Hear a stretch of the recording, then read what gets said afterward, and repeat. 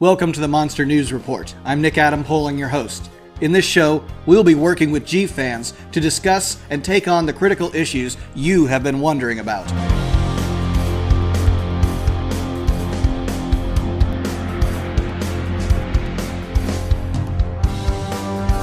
Today's subject will be Godzilla's brain. Is the signature Japanese monster all brawn and no brains? How much intelligence does it take to smash cities into rubble?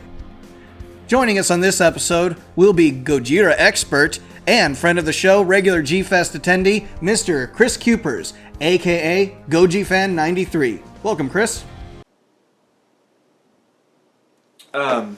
Nick, hi, but I don't know if you're aware, I kind of am not doing the whole Godzilla YouTube thing anymore. I kind of retired. Huh? What's that? You mean it's not on my channel? You mean I stated on my Facebook page that I would still be willing to do cameos and collabs with other people? Oh.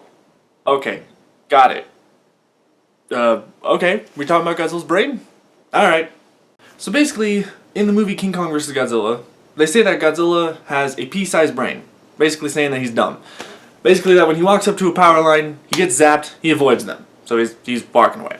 But I don't believe so.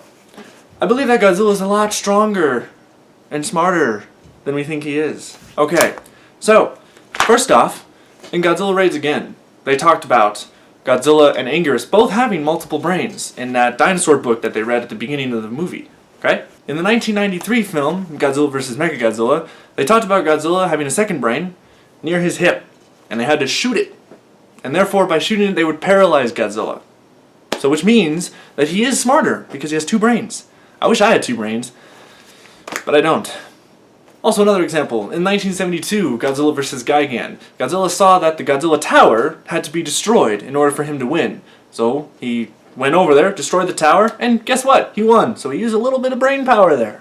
Then, the movie prior to that one, Godzilla vs. Hedorah, he basically learned that in order to kill Hedorah, he had to rip out these eggs, and then he had to go in the middle of these two magnetic electrical fields that then would zap the eggs till they're dust. And that's basically what he did. He grabbed Hedorah, brought him in there, and zapped him, and that's how he won there. Once again, using a little bit of that brain power. Also that brain power in his hip.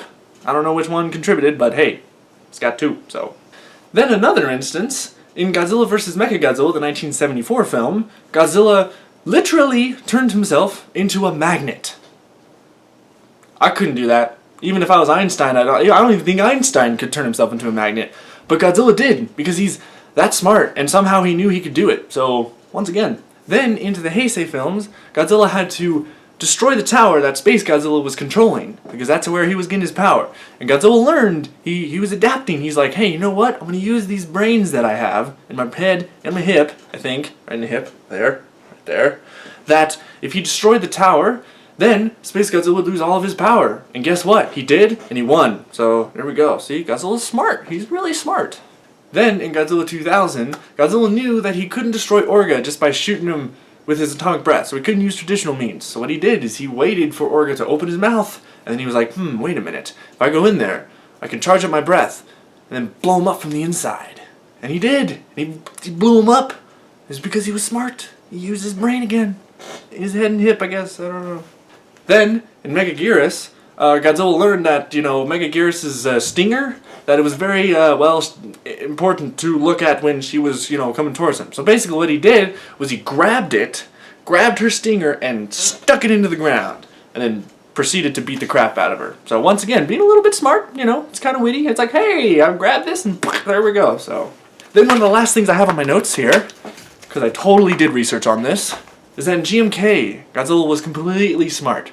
Because he knew how to kill every one of them. He obliterated all the monsters. He was clever. He knew Mothra was flying behind him when he was taking out King Ghidorah, and he just hit her with his tail. And it was, genius there. So, that is what I have on my notes that I didn't just come up with. So, there you go, Nick.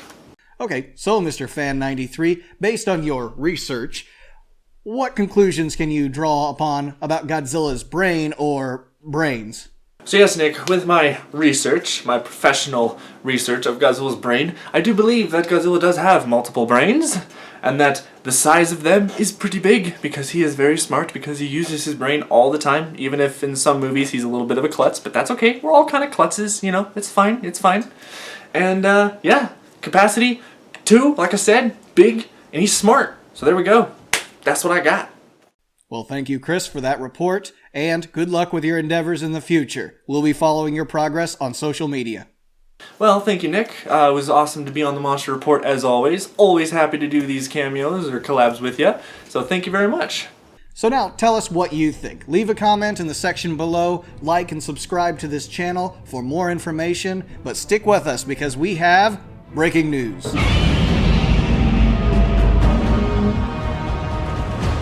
First in our breaking news segment, Godzilla 2, the sequel to the 2014 American Godzilla film, has officially named its director Michael Dougherty. You'll know him as the director of Krampus. The Kong Skull Island trailer is getting plenty of views these days. The release date is March 10th of this year. And lastly, the official name has been given to the cinematic universe of a recent run of monster films here in the United States of America. It is known as the Monsterverse, similar to Marvel's MCU, or the Marvel Cinematic Universe. And that's all we have for breaking news and for this episode. I'd like to thank Chris again for being on this episode, and as Chris would say on his show, stay big, G fans. Didn't think I would say that so soon after my retirement.